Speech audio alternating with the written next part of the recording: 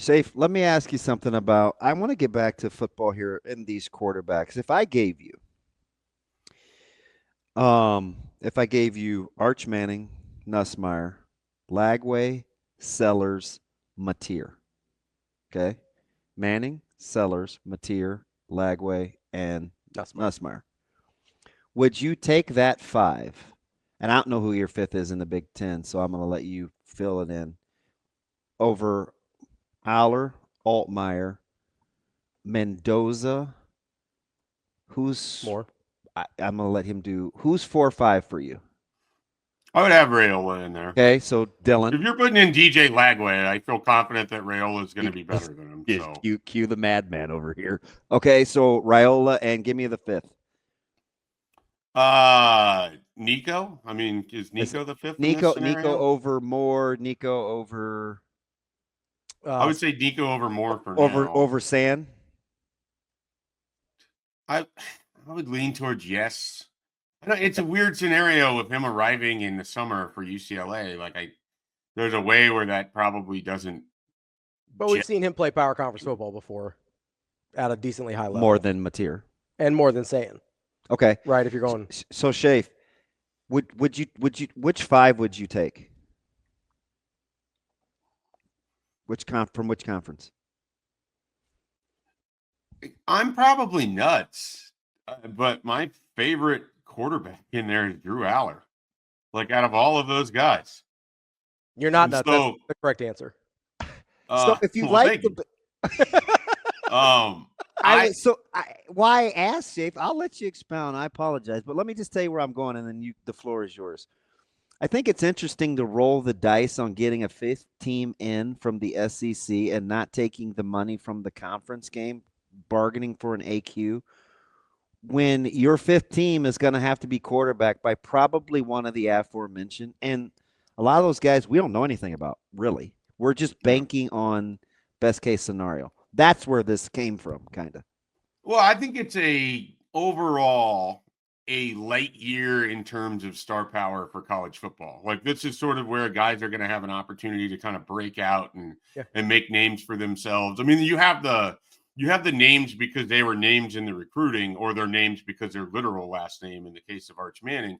But you don't really have quarterbacks that we have seen do it at a high level, or have, marquee moments or games. You have Sellers in there, and he had a really nice run at the end of the year, but is that a guy that the average college football fan really knows much about at this point in time? So, and then John Mateer played at Washington State, and how many people actually watched the Washington State game? Hey, listen, this guy next to me has carved through every game and will tell you he beat up on the Sisters of the Poor and was awful against everyone else. Just ask him. He has them at his fingertips. This dude is losing his mind over the quarterback projections this year. He played 2 Power 5 conference schools last year. He played 2 power conference schools last year. Yeah, I mean, and so we'll see how it all kind of plays out. If I had to pick between those two sides, I am picking the Big Ten only because I have Drew Aller as the best quarterback in the country going into. Altmaier in that system's got to give you some comfort. He's pretty good in that. Yeah, he's you're not going to project Altmaier as far as a draft pick, but in terms of being a college quarterback, I probably take him. It's either second if I'm taking both conferences. I'm taking him either second, just ahead of Nussmeier, or third, just behind Nussmeier. I think in terms of fit. Can I give you a weird, it doesn't make sense from a physical standpoint, but it's just sort of the comfort that I have with them. Altmaier reminds me of a Trace McSorley. He's just a quality quarterback at the college level in the Big Ten that can do it with his legs, do it with his arms. You feel good late in games with him. He can kind of play in a variety. Now, the question I have is I really like Pat Bryant. I thought Pat Bryant was a big part of Illinois' success. I think he was a reach in the draft, but he was certainly he was really good for them. He was really good for them. I mean, I know he 12.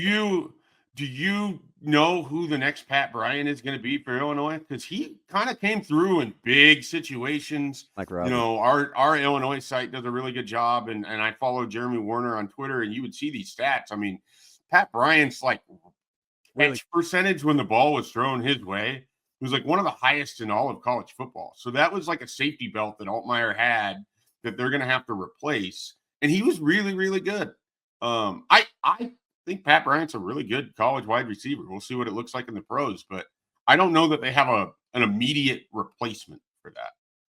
Yeah, no, I would agree. And I think a big thing with me for Illinois, even though I do have Altmaier where I do, is I think they had their jump last year, right? So I expect sort of a status quo situation where I think we're assuming, like, Illinois is a weird team because I think there's actually a lot there, but I think we're assuming a second jump the same way that we're assuming a first jump for some of these other teams, whether it's, especially in the SEC, whether, like with Lagway in Florida, I look at them and I just go, okay, that dude's numbers were identical to Dylan's last year.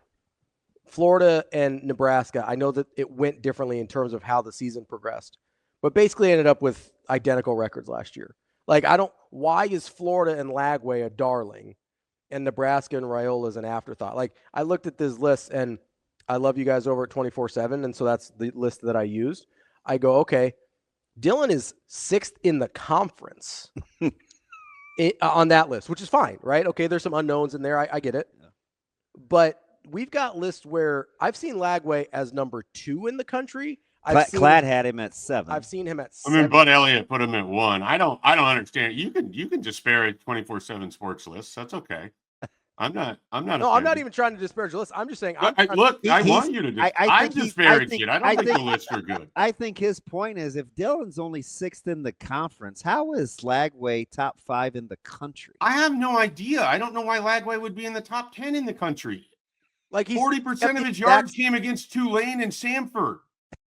Thank you. People, like, when they talk about DJ Lagway, they talk about his big second half against LSU, and he completed like 6 passes, and one of them was a 5-yard pass that went for 65. Like, it doesn't mean he's not going to be good. Like, I think people need to hear that. Like, it's not bagging on Lagway.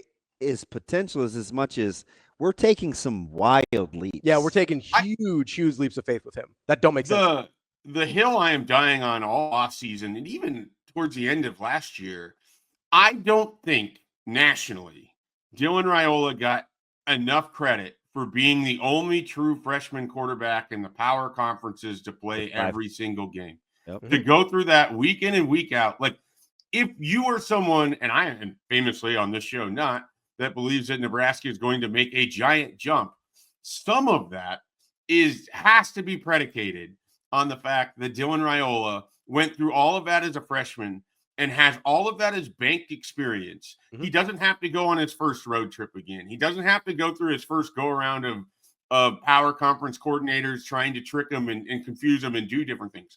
He is at a different level of his game than Arch Manning, DJ Lagway. You could argue John Mateer. Like, what he went through in the best football conference in the country last year does not get credit nationally.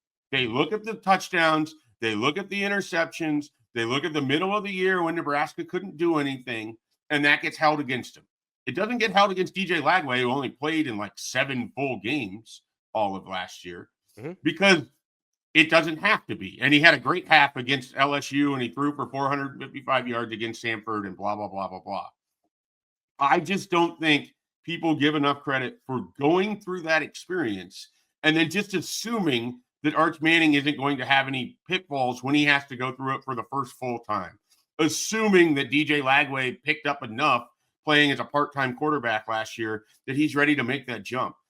Some of we really are reductive when we make it seem like it's an easy position to just step in, go against great coaches every single week in the Big Ten and the SEC and be prepared for what they have. I mean, again, if you are buying Nebraska for 2025, a lot of it has to be predicated on the big jump that Dylan Raiola gets to make because he's gone through all of this before.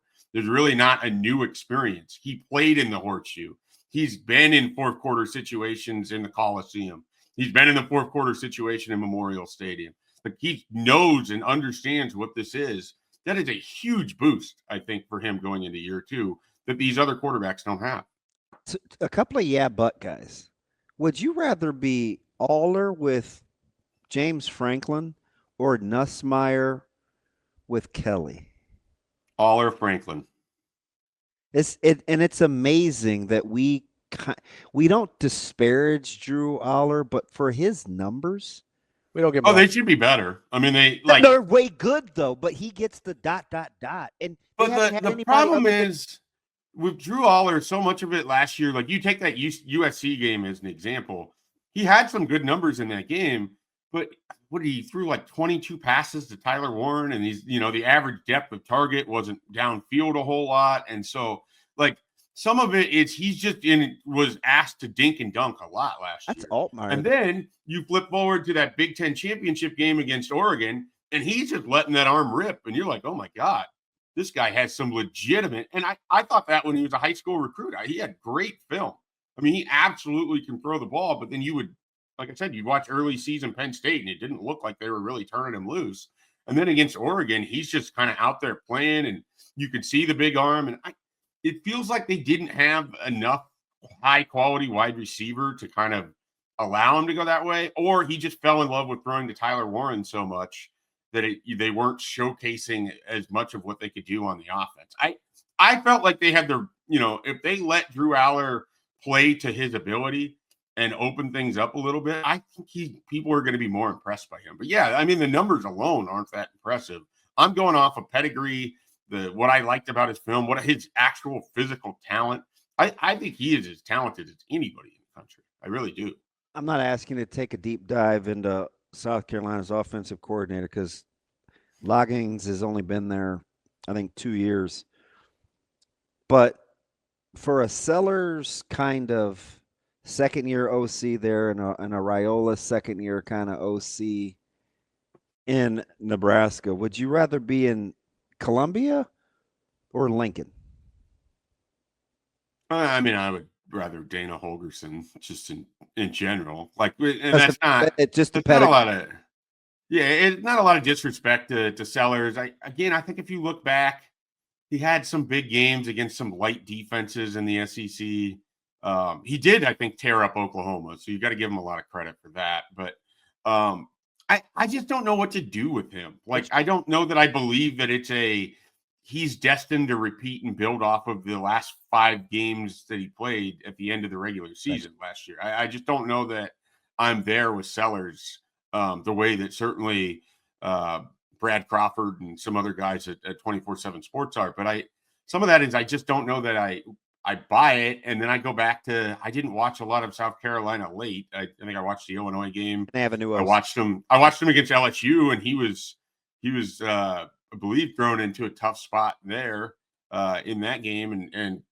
performed as well as he could have. But that one's kind of a wait and see for me. Like, I'd have a tough time putting him in my top 10 quarterbacks. But we're very comfortable with Sark and Manning. Well, yeah, I think because Sark's history is what it is. And, I do wonder how we would feel about Arch Manning if his last name wasn't Manning. I think that carries a lot of weight in the whole discussion because we really haven't seen him a ton. And when we have seen him, he's been perfectly fine to acceptable. But it's not like he's blown anybody's socks off at this point. It's not like Quinn Ewers blew anybody's socks off. So maybe Texas is built in a way where if you get highly competent quarterback play, you're just going to be fine. You don't have to be a world beater. Yeah, I do wonder. Do you think Manning is more dynamic than Ewers was? We haven't, excuse me. We have not seen a reason to believe that he necessarily is. I don't know that Ewers wasn't regarded as dynamic. I think Manning can move a little bit. I mean, I think he can throw off, off schedule, if you will, but I don't know that he's going to be a highlight machine. I don't know that. I just think he's going to play a comfortable quarterback spot. I do think Texas is going to be really good again, though, obviously. I just think they have a ton of talent. I mean, they've done a great job amassing talent on both sides of their line. Their defensive line was pretty much the reason they beat Arizona State at times in that playoff game. Their defensive line, I think, is going to be good again. They have athletes at all levels on the defense. They're not going to overwhelm teams, but they're just going to be better in a lot of aspects. Like I do think they have a very well-built program right now. That's our guy, Mike Schaefer, Husker247. Schaefer, appreciate the time. As always, good stuff. All right, guys. Have a good one. Thanks for having me on.